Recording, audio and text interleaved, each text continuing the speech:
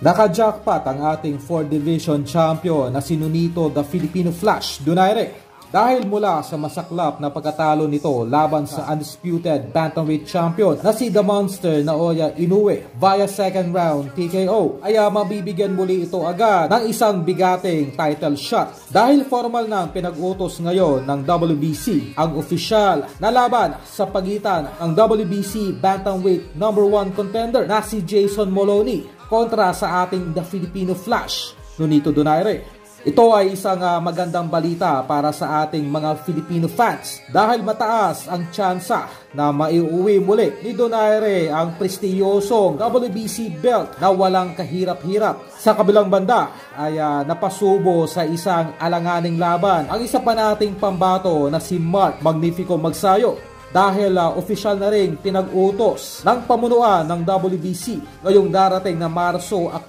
ang nasabing laban ni Magsayo kontra sa knockout artist na si Brandon Figueroa para sa vacant WBC interim featherweight title. Maraming mga boxing analysts ang nagsasabing tagilid at kontrapelo ni Magsayo itong nasabing American knockout artist dahil itong si Figueroa ay isang certified volume puncher at madalas nitong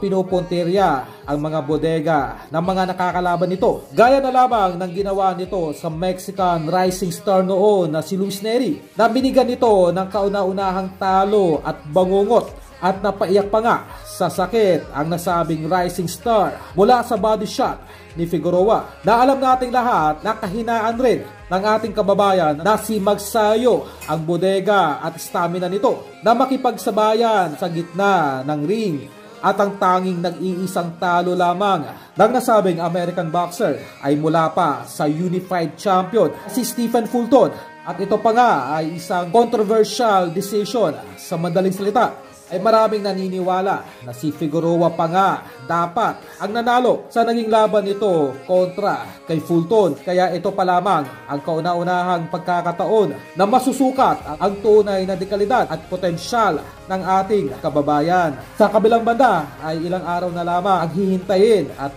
formal na pong i-announce ng mga promoter ni Cuatro Ala ang susunod itong laban yung buwan.